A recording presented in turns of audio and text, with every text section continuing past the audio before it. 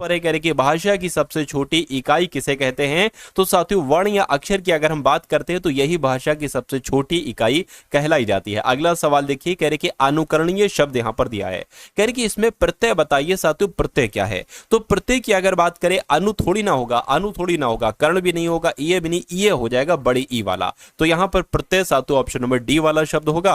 अगला सवाल देखिए, कह रहे कि निम्नलिखित वर्तनी की दृष्टि से कौन सा शब्द सही है? आपको कुल मिला के इतना बताना है कि द्वंद कहां पर लिखा हो, ऐसे लिखा जाता नहीं, ऐसे लिखा जाता है, ऐसे नहीं। आपने देखा होगा द्वंद समास, तो कैसे लिखा जाता है? जैसे ऑप्शन नंबर डी में लिखा हुआ है। उसके बाद देखिए अगला सवाल है, कह रहे कि आंखें दिखाना, इस मुहावरे का मतलब क्या होता है? ये आप लोग फटाफट बता दीजिए। आंखें दिखाने का मतलब लज्जित करना होता है, नहीं स्वागत करना, नहीं सावधान करना, नहीं साथियों क्रोध से देखना, आंखें दिखाना इसका मतलब। आंसर आपका अगर है ऑप्शन नंबर डी तो बिल्कुल सही है। हिंदी दिवस की अगर हम बात करें तो हिंदी दिवस साथियों कब मनाया जाता है? कई बार मैं आपको पढ़ा चुका हूं, कई बार आपके एग्जाम में भी पूछा जा चुका है कि 14 सितंबर को है ना हिंदी दिवस मनाया जाता है। अगला सवाल देखिए, कह रही कि विद्यालय की अगर बात करते हैं साथियों, ये विद्यालय शब्द इससे बनेगा, विद्या धन आलय से विद्यालय बनेगा। लेकिन इसमें कौन सी संधि है? देखिए यहां पर भी बड़ा आ है और यहां पर भी बड़ा आ है, तो बड़ा आ मिलता है, बड़ा आ बनता है साथियों। वहां पर कौन सी संधि हो जाती है? दीर्घ स्वर संधि हो जाती है। आंसर आपका जाएगा डी के साथ। अब देखिए सूर्योदय शब्द का संधि विच्छेद आपसे कहने को बोल रहा है, तो सूर्योदय की अगर हम बात करते हैं तो सूर्य और उदय ऐसा कहां पर लिखा हुआ? ऐसा ऑप्शन नंबर बी में लिखा हुआ है। अगला सवाल है, कह के श्रृंगार रस का स्थायी भाव क्या होगा? फटाफट मुझे बताइए। तो श्रृंगार रस का स्थायी भाव हास तो नहीं होगा, क्रोध भी नहीं होगा, उत्साह भी नहीं होगा, रति होगा, रति होगा, तो यही आपका राइट आंसर है। अगला सवाल देखिए, कह के विशिष्ट अवसर पर विशिष्ट लोगों के समक्ष दिया गया विद्वतापूर्ण भाषण को क्या कहा जाता है? तो इस भाषण को क्या कहा जाता है? संभाषण कहा जाता है, अभिभाषण कहा जाता है, या अपभाषण कहा जाता है, या अनुभाषण कहा जाता है? आप लोग याद रखेंगे कि किसी अवसर पर विशिष्ट लोगों के सामने दिया गया जो भाषण होता है इसको अभिभाषण कहा जाता है। अगला सवाल करके जिसके पास कुछ भी ना हो उसके लिए एक शब्द क्या होगा? तो उसके लिए एक शब्द साथियों अकिंचन होता है। क्या होता है साथियों? अकिंचन होता है, जिसके पास कुछ नहीं होता है। नेक्स्ट नंबर का सवाल देखिए, तो अब 10 सवाल हो चुके हैं और 10 सवाल हम लोग देख लेंगे बिहार जीके के। चेक करिए कितने सवाल इसमें से आपके बिल्कुल सही चले जाते हैं। तो कहा आपसे जा रहा है कि चीनी यात्री, इसका नाम हेनस्वांग था, इसने किस विश्वविद्यालय में अध्ययन किया था? तो इसने तो साथियों नालंदा विश्वविद्यालय में अध्ययन किया था। आंसर आपको ऑप्शन नंबर डी होगा। अगला सवाल देखिए, करके जो दुर्गावती जलप्रपात है ना, ये बिहार में स्थित है, बिल्कुल सही। लेकिन बिहार के किस जिले में स्थित है? तो मैं कहूंगा औरंगाबाद, बक्सर, कैमूर, भोजपुर। ये तो साथियों कैमूर जिले में स्थित है। जो दुर्गावती जलप्रपात है ना साथियों, ये बिहार के कैमूर जिले में स्थित है। ये बात आप लोग याद रखेंगे। अगला देखिए, कहा जा रहा है कि विक्रमशिला गांगे डॉल्फिन अभ्यारण्य ये बिहार के किस जिले में है साथियों बताइए? तो ये पता कहां पर है साथियों? भागलपुर में। क्या चीज? भागलपुर में। आप लोग साथियों याद रखेंगे, जो विक्रमशिला गांगे डॉल्फिन अभ्यारण्य है ये बिहार राज्य के भागलपुर में स्थित है। अगला देखिए, बिहार के प्रमुख समाचार पत्र बिहारी के संपादक कौन थे? तो बिहारी के संपादक की अगर हम बात करते हैं साथियों, बाबू महेश्वर प्रसाद थे। कौन थे? बाबू महेश्वर प्रसाद थे। आंसर आपका ऑप्शन नंबर डी होगा। पहला तैरता हुआ सौर ऊर्जा संयंत्र बिहार के किस स्थान पर बनाया गया है? तो आप लोग याद रखेंगे साथियों, करीदाबाद दरभंगा में बनाया गया है पहला तैरता हुआ सौर ऊर्जा संयंत्र, है ना। अगला सवाल देखिए, करके बिहार सरकार ने किस वर्ष कार्बन उत्सर्जन कम कर बिहार राज्य को प्रदूषण मुक्त बनाने की योजना बनाई है? तो यहां पर अगर बात करते हैं साथियों, 2040 तक का यह लक्ष्य रखा गया है कि बिहार सरकार जो है ना 2040 तक साथियों क्या करेगी? ये कार्बन उत्सर्जन कम करके बिहार राज्य को प्रदूषण मुक्त बनाने की योजना तैयार की है। 2040 तक ये काम हो जाएगा। अगला सवाल देखिए, कह रहे 2011 की जनगणना के अनुसार बिहार की साक्षरता दर कितनी है? मुझे बताइए। तो बिहार की साक्षरता दर की अगर बात करते हैं 2011 की जनगणना के अनुसार तो 61.8% थी। राइट आंसर आपका ए होगा। अगला सवाल कह रहे बिहार राज्य में प्रमंडलों की संख्या कितनी है? तो बिहार राज्य में प्रमंडलों की संख्या 9 है। कितनी है साथियों? 9 है प्रमंडल बिहार राज्य में। अगला देखिए, कह रहे भारतीय राष्ट्रीय कांग्रेस के 1916 के लखनऊ अधिवेशन में किसने बिहार के नील उगाने वाले प्रश्न प्रस्तुत किया था? तो यहां पर अगर साथियों बात करते हैं राजकुमार शुक्ल ने किया था। बिल्कुल सही जवाब साथियों। ये सवाल अगर आपका आता है तो आंसर मैंने आपको बता दिया। भारत का राष्ट्रीय गीत वंदे मातरम सबसे पहले कब और कहां पर गाया गया था? यह सवाल कई बार आपसे पूछा जा चुका है। तो गाया तो गया था कलकत्ता में, लेकिन 1896 में गाया गया था। इसलिए सही जवाब जिनका ऑप्शन नंबर सी है तो बिल्कुल करेक्ट है।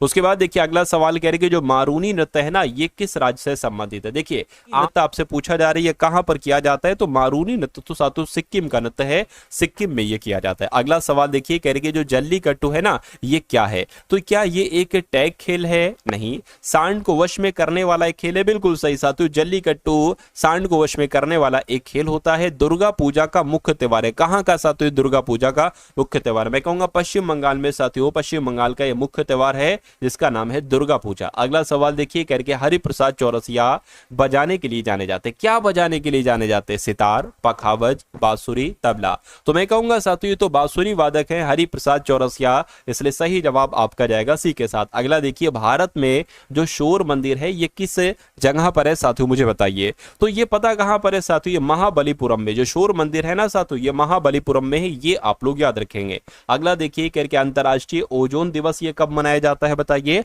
तो अंतरराष्ट्रीय ओजोन दिवस 31 अक्टूबर, 2 अक्टूबर, 9 अगस्त, 16 सितंबर। अगर आपका जवाब 16 सितंबर है तो आपका जवाब बिल्कुल सही है। अगला देखिए करके बिहार को बंगाल प्रेसिडेंसी से पृथक किए जाने के उपलक्ष्य में बिहार दिवस प्रतिवर्ष मनाया जाता है, तो बिहार दिवस कब मनाया जाता है, ये तो आपको ऐसे याद होना चाहिए।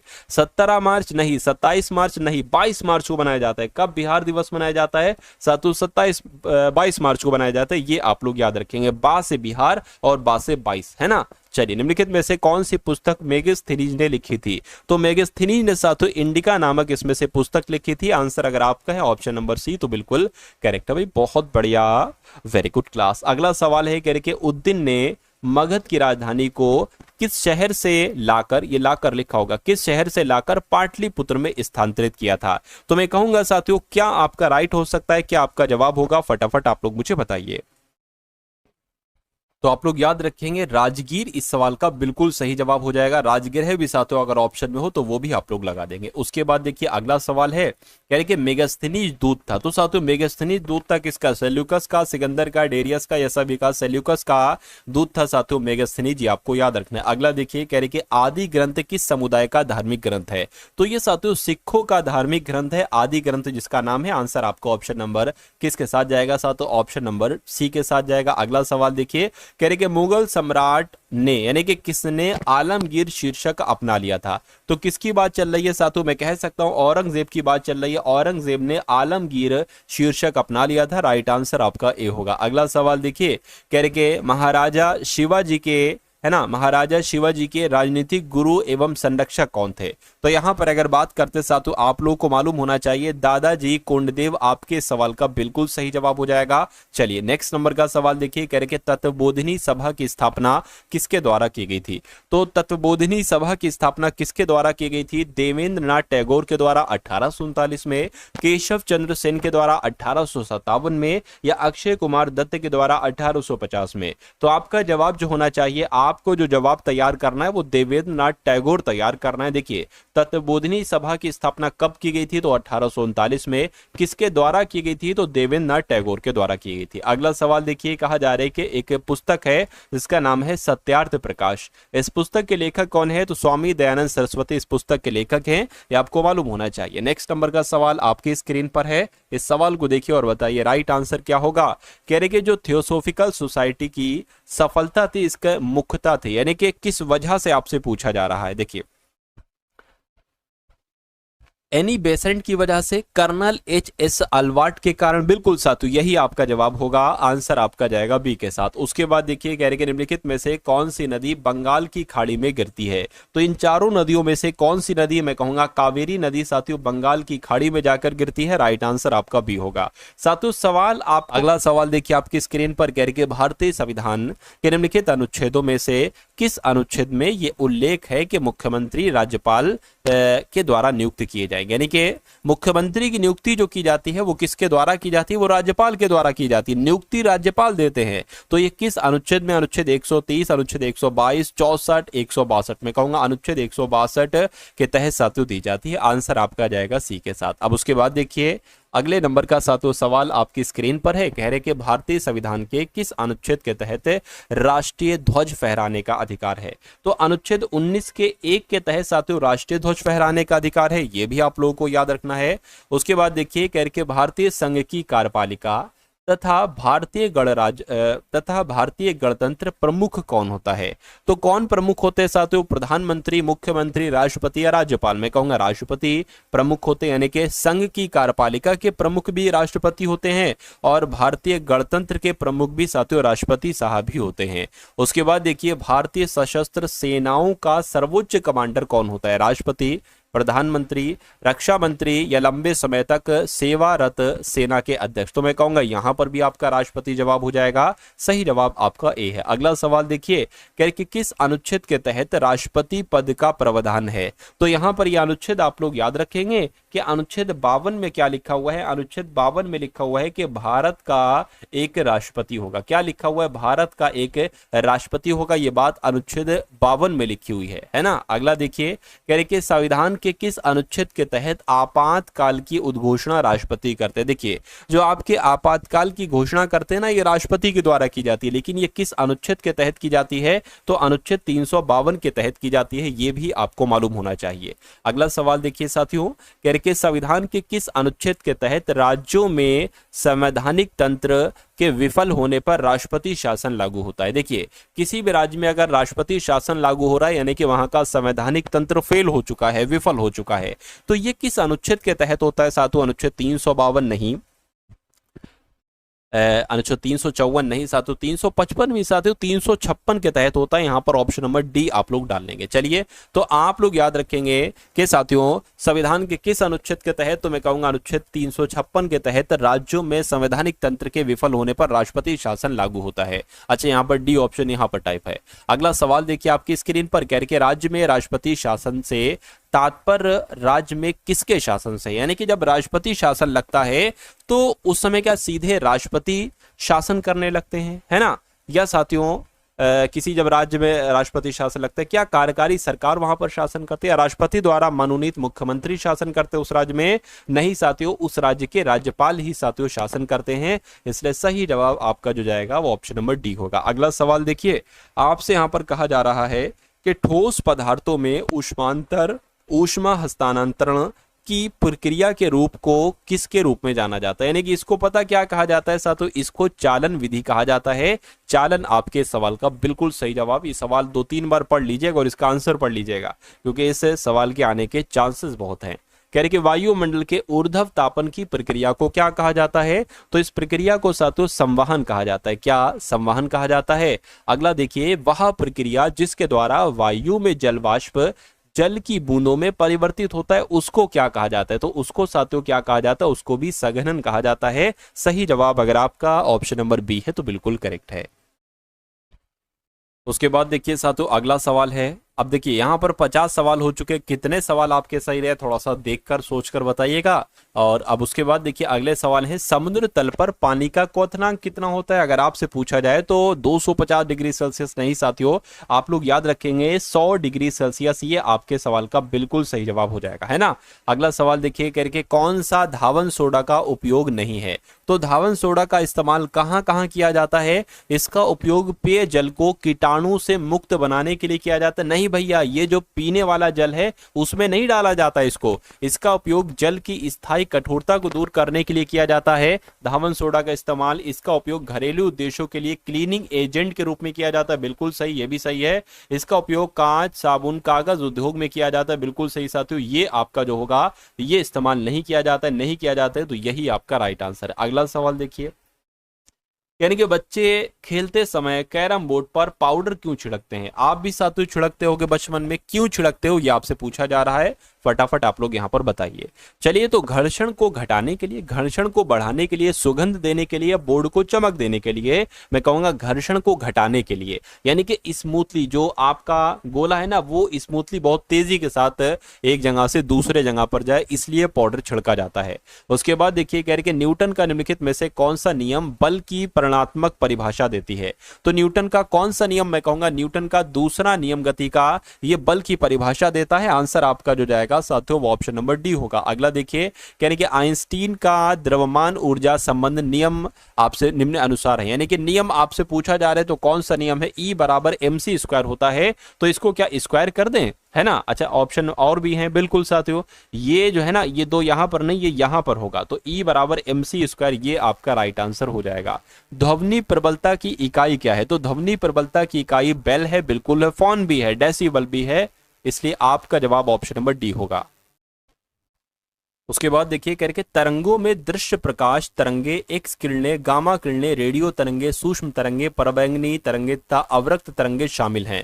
तो ये सातों किसके अंतर्गत आती हैं, सारी विद्युत चुंबकीय तरंगों के अंतर्गत आती है, इसलिए आपके सवाल का सही जवाब जो जाएगा ऑप्शन नंबर सी होगा। क्या होगा साथियों, ऑप्शन नंबर सी आपका जवाब हो जाएगा, यानी कि यहां पर आएगा विद्युत चुंबकीय तरंगों में दृश्य प्रकाश तरंगे, एक्स किरणें, है ना, और गामा किरणें, रेडियो तरंगे, सूक्ष्म तरंगे, पराबैंगनी तरंगे और अवरक्त तरंगे साथियों शामिल है, इसलिए सही जवाब आपका सी होगा। अगला देखिए कहा जा रहा है कि ठोस चालक में धारा वाहक होते हैं तो मुक्त इलेक्ट्रॉन होते हैं, आंसर आपका सी होगा। नेक्स्ट नंबर का सवाल देखिए कह रहे कि बिजली का प्रवाह सर्किट में कब होता है, तो बिजली का प्रवाह सर्किट में कब होगा, स्विच खुला होने पर होगा, नहीं, स्विच बंद होने पर होगा, तो स्विच बंद होने पर, ये आपके सवाल का बिल्कुल सही जवाब है।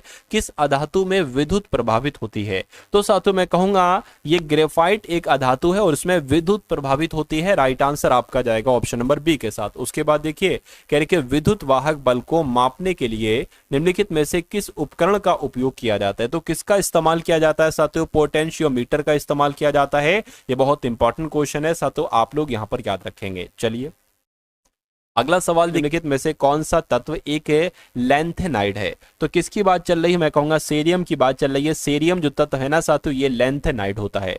अगला सवाल देखिए कह रहे कि अपनी आवर्त सारणी में मेंडलीफ को एक सही स्थान प्रदान नहीं कर सके थे, तो यानी कि यहां पर अगर साथियों बात करते हैं तो हाइड्रोजन आपका जवाब हो जाएगा, यानी कि अपनी आवर्त सारणी में मेंडलीफ हाइड्रोजन को एक सही स्थान प्रदान नहीं कर पाए थे, आंसर आपका डी होगा। कह रहे कि किसने अष्टक सिद्धांत दिया, तो ये क्वेश्चन बहुत इंपॉर्टेंट है, मैं कहूंगा न्यूलैंड इनका नाम है और न्यूलैंड साहब ने ही अष्टक सिद्धांत दिया था। अगला सवाल कह रहे कि ग्राफीन है, तो ग्राफीन क्या है आपसे एग्जाम में डायरेक्ट पूछा जाएगा, तो ये कार्बन का एक अपरूप होता है, क्या कार्बन का एक साथियों अपरूप होता है ग्राफीन। अगला सवाल देखिए कह रहे कि आवर्त सारणी में ऐसे कितने तत्व हैं, आवर्त सारणी में ऐसे कितने तत्व हैं कि प्रत्येक तत्व के नाम के लिए एक ही अक्षर है जो प्रतीकात्मक रूप से उसका प्रतिनिधित्व करता है ना, जैसे कि बी के लिए बोरॉन, सी के लिए कार्बन, तो मैं कहूंगा ऐसे 14 तत्व हैं, है ना। एक तरीके से अगर बात करें ऐसे 14 तत्व हैं कि प्रत्येक तत्व के नाम के पहले एक ही अक्षर जो प्रतीकात्मक रूप से उसका प्रतिनिधित्व करता है, तो ऐसे 14 तत्व हैं, आपको याद रखना है। उसके बाद देखिए कह रहे कि किसे जीवाश्म ईंधन कहा जाता है, अच्छा जीवाश्म ईंधन कहा नहीं जाता है आपसे पूछा जा रहा है। देखिए आपको पता है साथियों कि प्राकृतिक गैस की अगर हम बात करते हैं तो इसको भी जीवाश्म ईंधन कहा जाता है, पेट्रोलियम को भी जीवाश्म ईंधन कहते हैं और कोयलों को भी कहीं ना कहीं कहते हैं, तो मैं कहूंगा जलाऊ लकड़ी को नहीं कहा जाता है, जीवाश्म ईंधन नहीं कहा जाता है, तो यही आपका राइट आंसर हो जाएगा। अगला सवाल देखिए निम्नलिखित में से किसे तरल सोना कहा जाता है, अब बताइए साथियों तरल सोना किसे कहा जाता है, कोयले को, प्राकृतिक गैस को नहीं साथियों, पेट्रोलियम को कहा जाता है तरल सोना, इसलिए सही जवाब आपका सी होगा। अगला देखिए कह रहे कि खाने का सोडा इसका रासायनिक नाम क्या है मुझे बताइए, sodium chloride, sodium hydroxide, sodium carbonate, sodium bicarbonate, तो साथियों खाने के सोडे का रासायनिक नाम जो है वो सोडियम बाइकार्बोनेट है, ये क्वेश्चन इंपॉर्टेंट है, आप लोग याद रखेंगे। जल जिसमें कैल्शियम अथवा मैग्नीशियम के, है ना, ये घुलनशील लिखा होना चाहिए, घुलनशील लवण होते हैं उसको क्या कहा जाता है, यानी कि उसको साथियों कठोर जल कहा जाता है, जिसमें कैल्शियम और मैग्नीशियम के घुलनशील लवण होते हैं, कठोर जल उसको कहा जाता है। राष्ट्रीय रासायन प्रयोगशाला कहां पर स्थित है, ये आपसे यहां पर पूछा जा रहा है, मुझे बताइए। तो ये तो साथियों पुणे में स्थित है, कहां पर स्थित है, ये पुणे में स्थित है राष्ट्रीय रासायनिक प्रयोगशाला। न्यूट्रॉन की खोज किसने की साथियों मुझे बताइए, तो न्यूट्रॉन की खोज चैडविक ने की, रदरफोर्ड ने की, बोहर ने की या साथियों न्यूटन ने की, मैं कहूंगा साथियों चैडविक ने ही न्यूट्रॉन की खोज की। अच्छा इलेक्ट्रॉन की खोज किसने की, ये आप लोग मुझे बताइए, है ना, क्या आप लोग बताएंगे साथियों इलेक्ट्रॉन के खोजकर्ता कौन है, इलेक्ट्रॉन की खोज साथियों किसने की, ये आप लोग कहां पर बताएंगे मुझे साथियों कमेंट सेक्शन में एक बार कमेंट करके आप लोग बता दीजिए। चलिए उसके बाद देखिए कह रहे कि एटम बम का आविष्कार किसने किया था, तो एटम बम का आविष्कार साथियों रॉबर्ट जे ओपनहीमर ने किया था, इसलिए सही जवाब आपको ऑप्शन नंबर ए होगा। अगला सवाल देखिए कह रहे कि सिलिका जेल की छोटी थैली अक्सर गोलियां व पाउडर के रूप में दवाइयों की बोतलों में देखते हैं, क्यों, क्योंकि सिलिका जेल जीवाणुओं को मारता है ना, या रोगाणु और बीजाणु को मारता है, या नमी को सोख लेता है, तो मैं कहूंगा साथियों ये नमी को सोख लेता है, आंसर आपका जाएगा सी के साथ। अगला देखिए यानी कि निम्नलिखित में से किस विटामिन को फाइक्लो है ना फाइलोक्विनोन भी कहा जाता है, तो फाइलोक्विनोन किसको कहा जाता है, ये आपसे यहां पर पूछा जा रहा है। चलिए तो विटामिन के की अगर बात करते हैं साथियों इसको फाइलोक्विनोन कहा जाता है, आंसर आपका जो जाएगा वो ऑप्शन नंबर बी विटामिन के साथ जाएगा। अगला देखिए निम्नलिखित में से किस विटामिन कमी के कारण रक्त का थक्का नहीं जमता है, तो यहां पर भी विटामिन के आपका राइट आंसर हो जाएगा, विटामिन के की कमी की वजह से रक्त का थक्का नहीं जमता है। 1943 में विटामिन के नोबेल पुरस्कार दिया गया इसके लिए आविष्कारक के लिए, यानी कि अगर यहां पर हम लोग बात करें 1943 में विटामिन के आविष्कार के लिए किसको नोबेल पुरस्कार दिया गया, तो डोइजी एंड डैम इनका नाम है, और इन्होंने 1943 में विटामिन के का आविष्कार किया था, इसलिए इनको नोबेल पुरस्कार दिया गया था। अगला सवाल देखिए कह रहे निम्नलिखित सब्जियों में सर्वाधिक विटामिन सी पाया जाता है, तो किसमें साथियों विटामिन सी पाया जाता है, यह बात आपसे यहां पर पूछी जा रही है, मुझे बताइए। तो मिर्च में या कुम्हड़े में, मटर में, मूली में, तो मिर्च आपका यहां पर बिल्कुल सही जवाब हो जाएगा। कहीं ना कहीं विटामिन सी पाया जाता है साथियों मिर्च में भी। घाव भरने के लिए निम्नलिखित विटामिनों में से कौन सा विटामिन सहायक होता है, तो घाव भरने के लिए साथियों vitamin A B C D, मैं कहूंगा विटामिन सी आपके सवाल का बिल्कुल सही जवाब हो जाएगा भाई, बहुत बढ़िया, वेरी गुड क्लास। तो यहां पर आप लोगों ने लगभग देख लीजिए 80 सवाल देखे, अब 20 सवाल आपके बचे हैं। इन 20 क्लब में महिलाओं की संख्या का पुरुषों की संख्या से अनुपात 3:2 है, यानी कि अगर सातों हम लोग महिलाओं की बात करते हैं, महिलाओं की अगर बात करें और पुरुष की अगर बात करें, तो महिला कितनी है सातों 3 है, तो पुरुष कितने होंगे 2 होंगे। उसके बाद कह रहे कि हाल ही में 300 महिलाएं क्लब में शामिल हुई, इसमें 300 महिलाएं और शामिल हो जाती जिससे इनका अनुपात 5:2 हो जाता है, तो कह रहे कि क्लब में अब महिला सदस्यों की संख्या कितनी है, इसको हम साथियों 3x और 2x भी मान सकते हैं, यानी कि महिलाएं अगर 3x हैं तो पुरुष कितने होंगे 2x होंगे। और कह रहे कि महिलाएं जो है ना इसमें 300 महिलाएं और शामिल हो जाती, तो 300 हमने प्लस कर दी, और जब 300 महिलाएं इसमें शामिल हो जाती तो इनका अनुपात 5:2 हो जाता है, तो 5:2 हो गया। तो इसको साथियों आप कैलकुलेट कर लीजिए और x का मान निकाल लीजिए, और फिर साथियों x का मान हम इसमें ऐड कर देंगे, है ना, तो हमें महिलाओं की संख्या पता चल जाएगी। चलिए 2 की गुणा 3x से कराओगे साथियों 6x हो जाएगा, 300 दुना कितना हो जाएगा 600 हो जाएगा, 5 दुना कितना हो जाएगा 10x हो जाएगा। अब देखिए साथियों ये 10x है ना, बराबर की ये उधर है, 6x इधर आएगा तो ये माइनस का हो जाएगा, और ये बराबर का 600 इधर ही रहेगा, कितना आ जाएगा इसमें 4x आ जाएगा, 4x बराबर कितना हो जाएगा 600 हो जाएगा, यानी कि x बराबर कितना हो जाएगा साथियों 600/4 हो जाएगा। इसको कैलकुलेट करिए, 4 एकम 4 20 हो जाएगा, ये 2 जाएगा, 4 पंजे 20, यानी कि 150 आ जाएगा। तो x का मान कितना आ चुका है साथियों 150 आ चुका है। अच्छा अब हमें पता क्या करना है, हमें पता करना है कि क्लब में अब महिलाओं की संख्या कितनी है। अब महिलाओं की संख्या कितनी है, देखिए क्लब में महिलाओं की संख्या 3x थी और इसमें 300 महिलाएं और जुड़ी हैं, तो अगर साथियों यहां पर अगर बात करें 150 दिया कितना हो जाएगा 450 हो जाएगा, और इसमें 300 महिलाएं आपको और जोड़ना है, क्यों, क्योंकि अब कह रहे हैं कि अब महिला संख्याओं की संख्या कितनी हो जाएगी सदस्यों की, तो कुल मिला के 300 जोड़ के बोल रहा है, तो ये 750 हो जाएगी महिलाओं की संख्या, और 750 कौन से ऑप्शन में है, ऑप्शन नंबर बी वाले में है। तो जिनका आंसर ऑप्शन नंबर बी यानी कि 750 है उनका आंसर बिल्कुल करेक्ट है। अगला सवाल आपकी स्क्रीन पर है, देखिए सवाल को साथियों और मुझे बताइए राइट आंसर क्या होगा। कहने कि हरीश के मासिक वेतन 45,000 में से 1/3 है ना, क्या 1/3 ऐसे लिखा है, 1/3 शिक्षा पर और 2/9 भोजन पर और अन्य आवश्यकताओं पर खर्च होता है, यानी कि जो मासिक महीने का वेतन है हरीश का वो कितना है 45,000 रुपए है, ठीक है। तो कह रहे हैं साथियों शेष वेतन की वह बचत करता है, ठीक है, तो बचत की राशि कितनी होगी। सबसे पहले अगर बात करें 45,000 रुपए इसकी सैलरी है, इसमें से 1/3 खर्च हो जाता है, तो इसका 1/3 शिक्षा पर खर्च होता है। देखिए जरा कितना शिक्षा पर ये खर्च करता है, तो 3 एकम 3 और 3 एकम 3 3 पंजे 15, यानी कि 15,000 रुपए साथियों ये शिक्षा पर खर्च करता है ना। शिक्षा पर कितना खर्च करता है साथियों? 15,000 करता है, ठीक है। उसके बाद साथियों यहाँ पर कहा गया है 45,000 इसकी सैलरी है और इसके 45,000 में के 2/9 भोजन पर खर्च करता है, 2/9 भोजन पर और अन्य आवश्यकताओं पर खर्च करता है। इसको कट करिए, 9 पंजे 45 हो जाएगा, 5,000, 5,000 दूना कितना हो जाएगा? 10,000। यानी कि साथियों भोजन पर ये कितना खर्चा करता है? भोजन पर की अगर बात करते हैं तो ये साथियों 10,000 रुपए भोजन पर खर्च करता है, ठीक है, कोई दिक्कत नहीं है। चलिए, अच्छा सॉरी, 9 पंजे 45 हो गया है ना? हाँ बिल्कुल सही है, क्या दिक्कत है?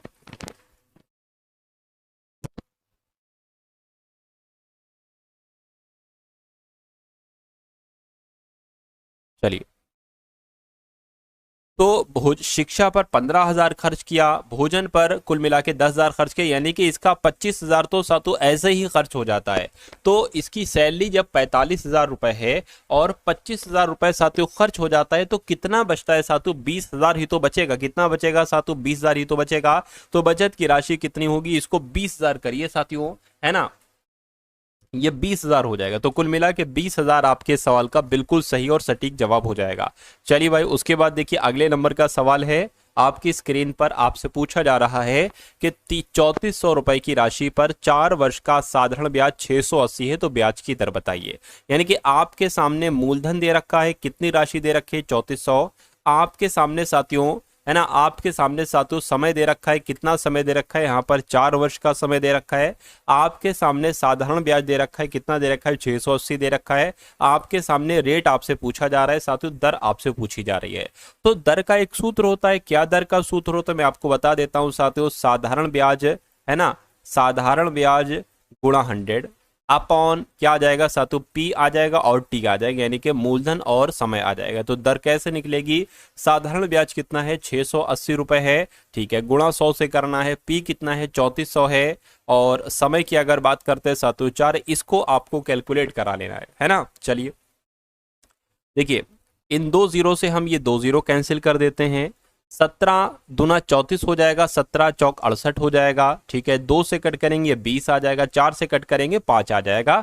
यानी कि दर आपकी कितनी निकल सकती है साथियों? 5% निकल सकती है। तो मैं कहूंगा ब्याज की दर कितनी होगी? 5% होगी। 5% आपके सवाल का बिल्कुल सही और सटीक जवाब हो जाएगा भाई, बहुत बढ़िया, वेरी गुड क्लास। अगले नंबर का सवाल साथियों देखिए, अभी लगभग लगभग 5 सवाल हुए हैं, 5 सवाल भी नहीं, 3-4 सवाल हुए होंगे और 10 सवाल साथियों मैं आपके लिए लेकर आया हूं। इन 10 सवालों को आप लोग देख लीजिए और उसके बाद साथियों इंग्लिश के क्वेश्चंस भी आप लोगों को देखना है, क्योंकि इंग्लिश भी आपके लिए बहुत इंपॉर्टेंट है।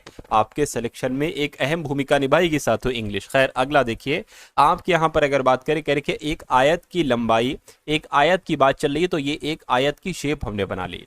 कह रहे कि इसकी लंबाई जो है ना, ये लंबाई इसकी चौड़ाई से 2 गुना है। तो मान लेते हैं साथियों, अगर इसकी आयत की लंबाई इसकी चौड़ाई से 2 गुना है, चौड़ाई से 2 गुना है, ये यहां पर कहा गया। यानी कि चौड़ाई अगर 1x होगी तो लंबाई 2x होगी, है ना, यही तो यहां पर कहा गया है, कोई दिक्कत नहीं। कह रहे हैं कि साथियों यहां पर, तो यहां पर साथियों हो गया, ठीक है। आयत का परिमाप 48, अच्छा आयत का परिमाप 48 है और आयत का क्षेत्रफल आपसे पूछा जा रहा है। आयत का क्षेत्रफल पता कैसे निकालते हैं?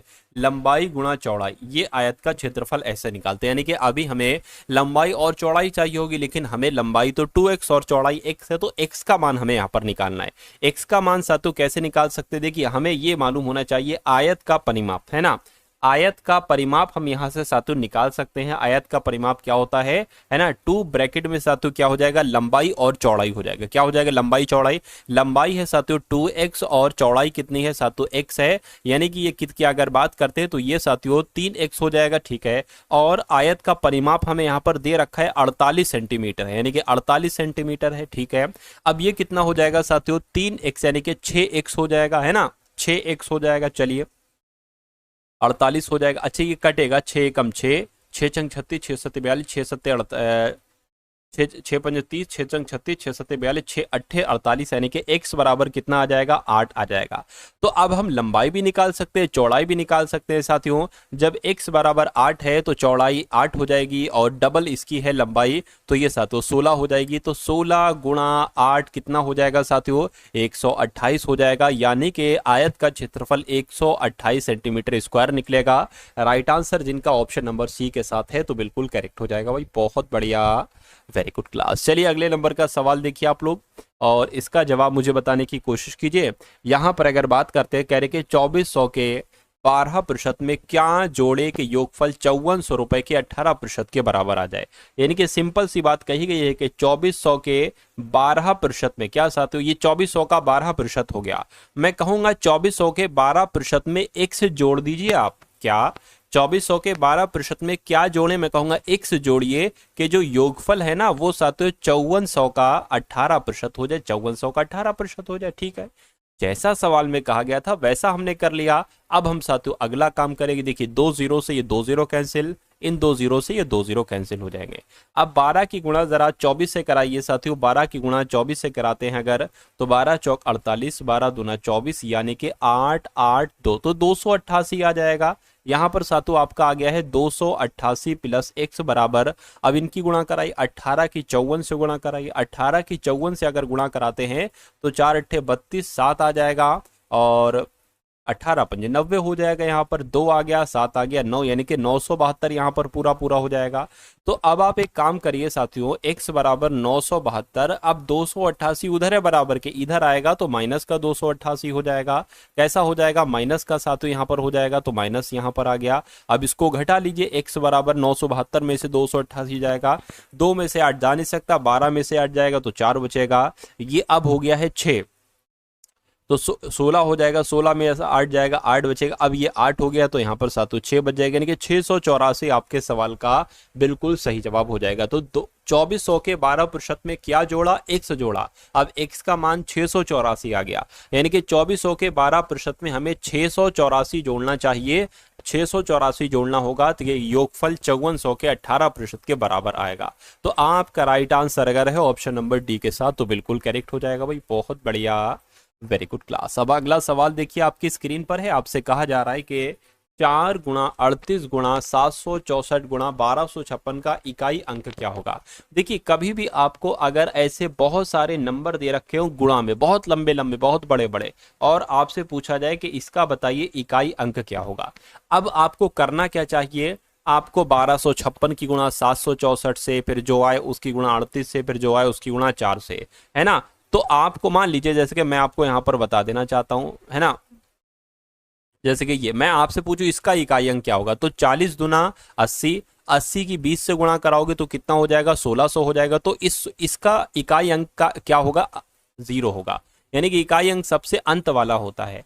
तो इसको निकालने की एक ट्रिक ये भी होती है, आप जो जो नंबर यहां पर दे रखे हैं ना उन सबके अंत वाले नंबर से गुणा करा लीजिए, है ना। जैसे कि 4 अट्ठे 32 हो जाएगा, 32 का अब यहाँ पर क्या आ गया, 2 आ गया, तो 2 की गुणा 4 से करा लो, 2 चौक 8 हो जाएगा, 8 आ गया, 8 की गुणा 6 से करा लो, 48 आ जाएगा। तो 48 का इकाई अंक क्या निकला, 8 निकला। तो मैं कहूंगा इन सब का भी अगर आप कैलकुलेट करके कराओगे ना तो इकाई का अंक साथियों 8 ही आएगा। आप कैलकुलेटर का यूज करके एक बार जरूर करा लेना। चलिए अब उसके बाद देखिए अगले नंबर का साथियों सवाल आपकी स्क्रीन पर है, इस सवाल को देखिए और मुझे बताइए आपका सही जवाब यहाँ पर क्या हो सकता है। कहा जा रहा है कि एक सिलेंडर की ऊंचाई 14 सेंटीमीटर है और वक्र पृष्ठीय क्षेत्रफल 528 सेंटीमीटर स्क्वायर है, तो सिलेंडर का आयतन क्या होगा साथियों, ये बात यहां पर आपसे पूछी जा रही है। देखिए सिलेंडर का आयतन का सूत्र क्या होता है, पाई आर स्क्वायर एच होता है। तो आपको पाई भी पता है, आपको आर पता है ना, आपको ऊंचाई पता है, यानी कि आपको एच तो पता है 14 सेंटीमीटर है, लेकिन आर नहीं पता है। तो आप साथियों सबसे पहले त्रिज्या निकालिए, क्या निकालिए, आप सबसे पहले त्रिज्या निकालने का काम करिए। तो यहां पर वक्र पृष्ठीय क्षेत्रफल आपको दे रखा है, क्या दे रखा है साथियों, आपको यहां पर अगर बात करते हैं साथियों वक्र पृष्ठीय क्षेत्रफल कितना दे रखा है साथियों, 528 दे रखा है। अच्छा एक काम यहां पर मैं आपको बताता हूं, वक्र पृष्ठीय क्षेत्रफल का सूत्र क्या होता है। सिलेंडर का वक्र पृष्ठीय क्षेत्रफल का सूत्र क्या होता है, 2 पाई आर एच होता है, यानी कि 2 पाई आर एच की जो वैल्यू है वो साथियों 528 यहां पर है। अब यहां से हम साथियों आर की वैल्यू निकाल सकते हैं, क्योंकि हमें आर यहां पर फिट जो करना है। देखिए 2 आ गया गुणा 22/7 आ गया, है ना, और आर नहीं पता है, आर हमें निकालना है। एच कितना है, यानी कि ऊंचाई कितनी है, 14 सेंटीमीटर है, और बराबर कितना है साथियों 528 यहां पर हो जाएगा। इसको जरा कैलकुलेट कराइए, 7 दूना 14 हो गया, 22 दूना 44, 44 दूना 88, यानी कि आर बराबर कितना आ जाएगा, 528/88 आ जाएगा। मुझे लगता है ये 11 से कटेगा, देखिए जरा, 11 8 88 हो जाएगा, 11 चौक 44 हो जाएगा, है ना, और 44 में साथियों कितना 8 जाएगा तो 88, 11 8 88 आ जाएगा, 8 5 40, 8 6 48, यानी कि आर का मान निकल आ चुका है। आर का मान साथियों 6 हो जाएगा, है ना, आर का मान 6 हो जाएगा। तो सिलेंडर का आयतन आपसे पूछा गया है, सिलेंडर का आयतन का सूत्र पाई आर स्क्वायर एच होता है। तो पाई की वैल्यू साथियों 22/7 होती है, आर आपको पता है 6 का स्क्वायर करोगे तो 36 आ जाएगा, और एच यहाँ पर 14 दे रखा है, 7 से कट करेंगे 2 आ जाएगा, है ना। अब इन सब की गुणा आपको करा लेना है, इन सब की गुणा करा लीजिए। क्या मैं कैलकुलेटर का इस्तेमाल करा लूं या नहीं करा लूं, चलिए कोई दिक्कत नहीं, 36 दूना 72, 72 की गुणा आपको 22 से कराना होगी, तो 2 दूना 4, 7 दूना 14, 144 यहां पर भी आ जाएगा, 4 आ गया, 8 आ गया, 5 आ गया, 8 आ गया। क्या 1584 कहीं पर लिखा हुआ है, बिल्कुल लिखा हुआ है, 1584 सेंटीमीटर क्यूब ये सिलेंडर का आयतन हो जाएगा, और यही आपसे पूछा गया था। तो ये सवाल आपकी साथियों समझ में आया, अगर समझ में आया तो बहुत अच्छी बात है। उसके बाद देखिए साथियों अगला सवाल है, कह रहे हैं कि दो धनात्मक संख्याओं का अनुपात 3:7 है और उनका लासा कितना है, 231 है। तो आपसे कहा जा रहा है कि छोटी संख्या क्या होगी। तो साथियों इसमें से छोटी संख्या के बारे में आपसे यहाँ पर पूछा जा रहा है, फटाफट बताइए। देखिए अगर संख्याओं की बात करें, मान लीजिए पहली संख्या 3x है और दूसरी संख्या क्या है साथियों 7x है, इतनी बात क्लियर है। तो लासा आपसे यहाँ पर साथियों पूछा जा रहा है ना, लासा यहां पर अगर बात करें साथियों आपसे पूछा जा रहा है, तो क्या हो सकता है, कैसे हो सकता है, फटाफट आप लोग मुझे बताइए। देखिए अगर बात करते हैं साथियों यहां पर अगर बात करें, इन सब की गुणा कराइए आप, ठीक है, 3 गुणा 7 गुणा x, और ये किसके बराबर हो जाएगी, ये 231 के बराबर हो जाएगा, 231 के बराबर हो गया, 3 सत्ते 21 यानी कि 21x हो जाएगा, 231 हो जाएगा, है ना। अब इसको अगर कट करोगे x बराबर क्या आ गया, 231/21 आ गया। अब ये पता कितनी बार में जाएगा साथियों, देखिए ये आपका 21 एकम 21 2 जाएगा, फिर 21 हो जाए, 21 एम 21, यानी कि x बराबर कितना आ चुका है, 11 आ चुका है। तो छोटी संख्या क्या होगी, छोटी संख्या 3x होगी। तो मैं कहूंगा जब x बराबर 11 है तो 3x बराबर क्या, 11 गुणा 3 हो जाएगा, यानी कि 33 आपका जवाब हो जाएगा, छोटी संख्या 33 बनेगी जाके, है ना।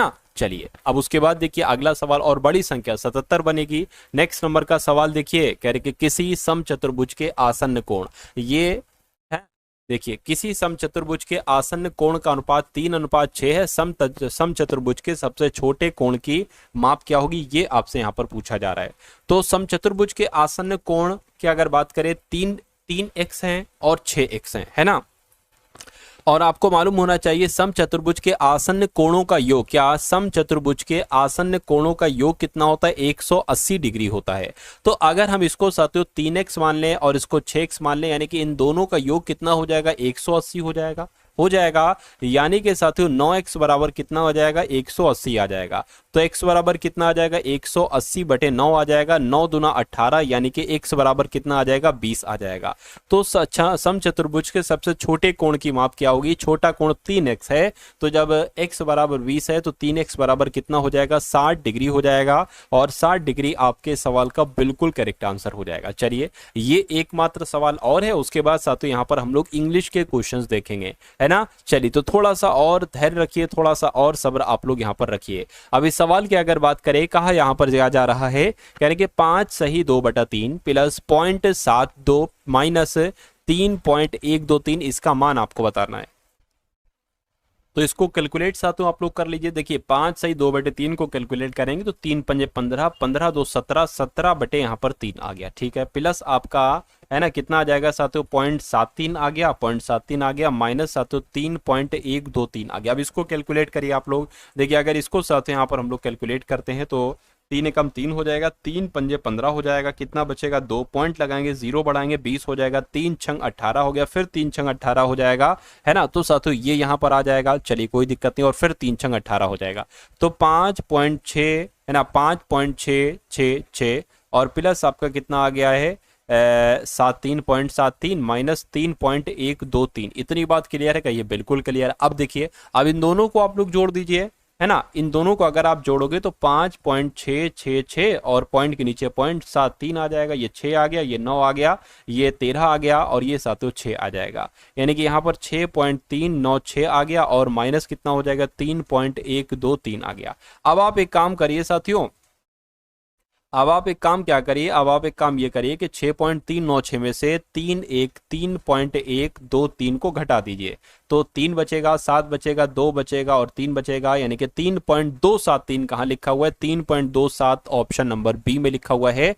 तो ये क्या होगा, ये आपके सवाल का बिल्कुल सही और सटीक जवाब हो जाएगा भाई। बहुत बढ़िया, वेरी गुड क्लास। तो यहाँ पर साथियों मैथ भी आपकी कंप्लीट हो गई और अब हम लोग यहाँ पर देखेंगे कुछ सवाल इंग्लिश के। 10 सवाल जैसे आपके इंग्लिश के आएंगे ना, वैसे साथियों 10 सवाल इंग्लिश के हम लोग अब देखने जा रहे हैं। तो select the most appropriate meaning of the given idiom. ये एक ईडियम है, full steam ahead. Full steam ahead का मतलब क्या होता है साथियों, आगे बढ़ना, है ना। कैसे, दृढ़ता से आगे बढ़ना, है ना, दृढ़ता से आगे बढ़ना, इसको क्या कहा जाता है, दृढ़ता से आगे बढ़ने को साथियों कहा जाता है फुल स्टीम अहेड। चलिए तो इसका मतलब क्या हो जाएगा, मिस द ट्रेन। देखिए मिस द ट्रेन तो नहीं होगा, मेक ए ट्रेन जर्नी नहीं होगा, मूव ऑनवर्ड विद डिटरमिनेशन, बिल्कुल साथियों ये इसका अर्थ हो जाएगा, ये इसका मीनिंग हो जाएगा। आंसर आपका जाएगा ऑप्शन नंबर सी के साथ। उसके बाद देखिए select the most appropriate synonym of the given word. तो साथियों select the most appropriate of the given word. अगर आप साथियों ये वर्ड ही नहीं मिल रहा है साथियों यहाँ पर, select the incorrectly spelled word, यानी कि किस वर्ड में आपको यहाँ पर दिक्कत देखने को लग रही है, दिक्कत लग रही है, फटाफट बताइए। देखिए पैलेस सही लिखा हुआ है, उसके अलावा पेडल सही लिखा हुआ है ना। और देखिए पैलेस का मतलब महल होता है, पेडल का मतलब बेचना होता है। उसके अलावा अगर बात करते हैं पैकेट, यहाँ पर ए आना चाहिए, क्या आना चाहिए साथियों, PACKET यहाँ पर साथियों हो जाना चाहिए। चलिए और पेंट की अगर बात करें ये भी सही है, तो किसकी स्पेलिंग गलत है, ऑप्शन नंबर सी वाले की गलत है और मैं आपको बता चुका हूं। Select the option that can be used as one word word substitution. तो a place where antique are kept, तो एंटीक्यू आर केप्ट, जहां पर एंटीक्यूज रखे जाते हैं उसको क्या कहा जाता है, ये आपसे पूछा जा रहा है। एंटीक्यू मतलब होता है जो प्राचीन चीजें हैं, पुरानी चीजें हैं, उसको जहां पर रखा जाता है साथियों उसको म्यूजियम कहा जाता है। म्यूजियम को हिंदी में साथियों क्या कहा जाता है, संग्रहालय कहा जाता है। क्या कहा जाता है साथियों, संग्रहालय कहा जाता है। तो ये भी आप लोग याद रखेंगे। उसके बाद देखिए select the option that can be used as one word substitution, यानी कि person who is not expert in field of art और म्यूजिक, यानी कि किसी फील्ड में अगर कोई एक्सपर्ट नहीं है तो उसको क्या कहा जाएगा, उसको साथियों अमेचर कहा जाएगा। अमेचर का मतलब क्या होता है साथियों, अनुभवहीन, यानी कि जिसको अनुभव नहीं हो उसको अनुभवहीन कहा जाएगा, है ना। अगला सवाल देखिए, उसके बाद देखिए साथियों अगला सवाल करके select the correctly spelled word, यानी कि इसमें आपको बताने की कौन से वर्ड की स्पेलिंग बिल्कुल सही। देखिए मेटालिक में 2 एल आते हैं, कितने, 2 एल आते हैं, यानी METALLIC, तो डबल ये गलत हो जाएगी, है ना। उसके अलावा वाइगोरसली की स्पेलिंग की अगर बात करें ये सही है, इसका मतलब होता है पूरी एनर्जी के साथ। उसके अलावा क्रिस्टलाइजेशन की अगर हम बात करते हैं तो यहाँ पर CRYS, है ना। उसके बाद TALL इसमें भी आना चाहिए, ये भी गलत है। और कैरिंग की भी स्पेलिंग गलत है, RR आना चाहिए, ये भी गलत। मैं कहूंगा सही वर्ड कौन सा है, ऑप्शन नंबर बी वाला है। अगला सवाल देखिए, कहेंगे साथियों यहाँ पर select the part that contains the error from the given option. आपको बताने इसमें दिक्कत, इसमें गलती कहां पर है। We forget to wish Susan in her birthday this year. तो इसमें साथियों क्या, इसमें अगर बात करते साथियों इन हर बर्थडे में दिक्कत है।